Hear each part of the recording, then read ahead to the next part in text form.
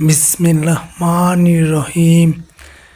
আমরা এখন পাঁচাল মদিনাতুল উলুম মাদ্রাসা ও এতিমখানায় 8টি কোরআন শরীফ হুজুরদের মাঝে দিয়ে যাব। এই দেখেন মাদ্রাসার কোরআনের পাখিগুলো দেখা যাচ্ছে।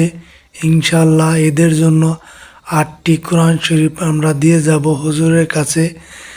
আগামী রমজানে 8টি কোরআন শরীফ তাদের ছাত্রদের মাঝে বিলিয়ে দিবেন।